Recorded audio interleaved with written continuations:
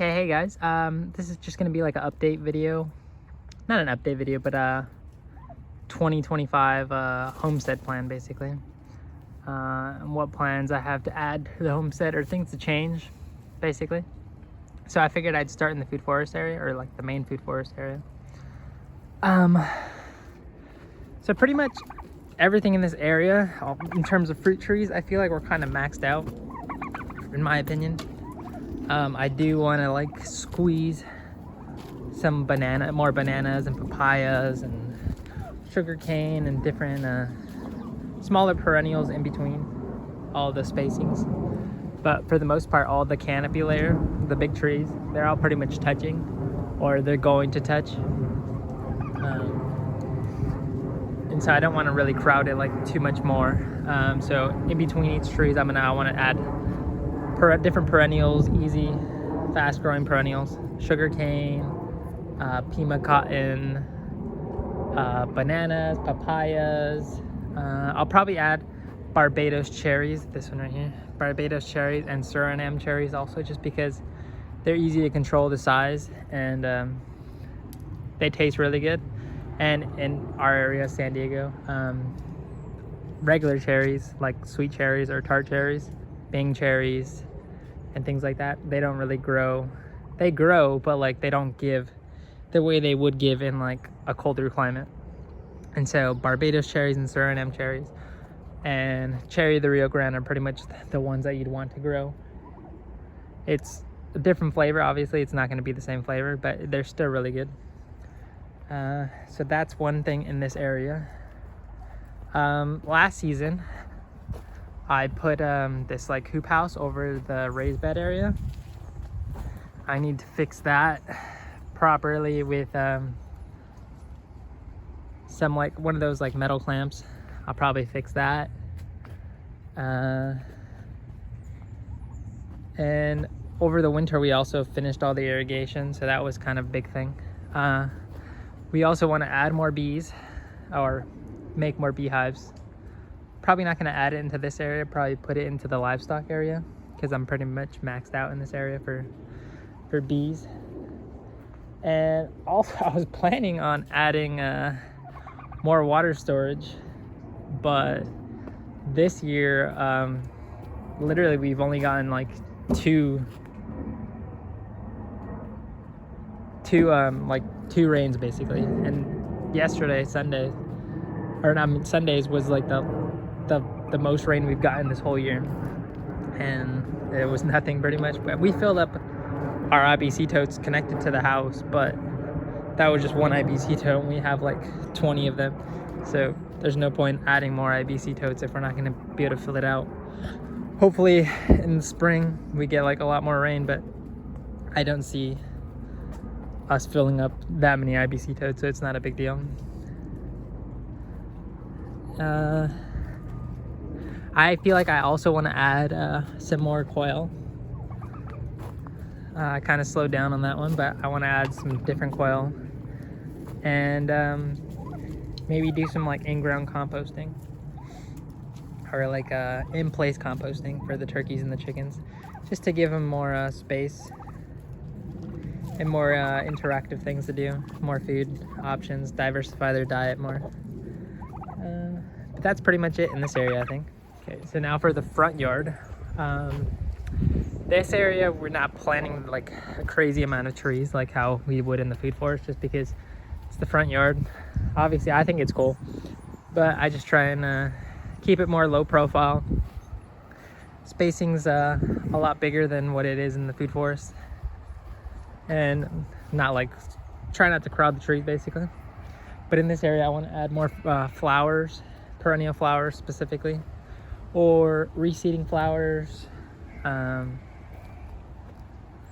Anything that pop up by itself, or a bulb or anything, a perennial.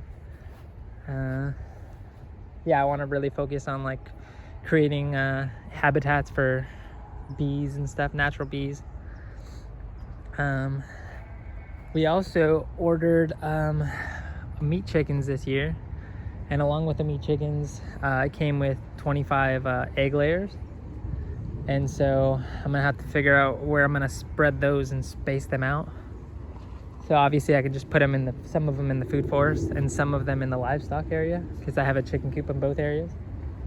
But I'm thinking of maybe even making one right here in this corner, because it's kind of a hidden corner. Even though it's in the front, it's kind of hidden. And then put a chicken tunnel all the way to the corner over there, and then so the chicken coop would be right there, and then another chicken tunnel going all the way to that corner, and then going an L shape like that.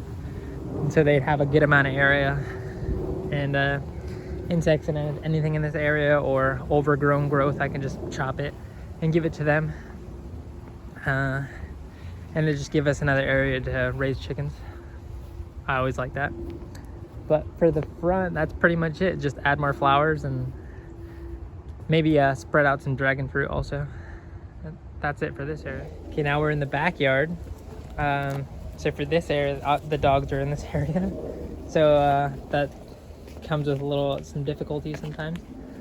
But in this area, we used to have chickens in this area. You see the fence right here? There used to be a gate. There still is a gate there, but it used to be fenced out, and the dogs used to not be able to come over here. But we had chickens right here, and the chickens would kind of just run in this whole entire area in the back of the pool. And I used to have a chicken tunnel that would go all the way in the L shape. But they like to chase them around, and it just wasn't a good deal. And so in this area, probably make a bigger chicken coop, but enclosed. And we'll add some of the egg layers over here. And then another section, I want to take you over there. See, so we're still in the backyard, and so like I said, the dogs make it a little bit harder to do things back here. I used to have these raised beds filled up all the time, but they dig things. They love to dig, so I'll probably re-fence those and fill them up and get those going again. Sometimes I'll do a Three Sisters farm right here in this area, but I kind of just have random artichokes growing in this area right now. In between the fruit trees in the back, you can see it's a microclimate with the palm trees. So in between each palm tree, I have a tropical tree. And in between each tropical tree, I want to put a banana in between each one, just to create more of a microclimate. I'll probably add a couple more potted plants also here around this area. I don't want to stick any more in the ground right here. I want to be able to move them around. And I have a mulberry in between, but that's the only one I want to put in the ground in this area, because we have our chicken tractors here. So this is where I'll run the meat chickens, and these two chicken tractors. And then in this area, it's still in the backyard. This is like the shade house, and I have a aquaponics system in here. So I used to have this thing going up and going.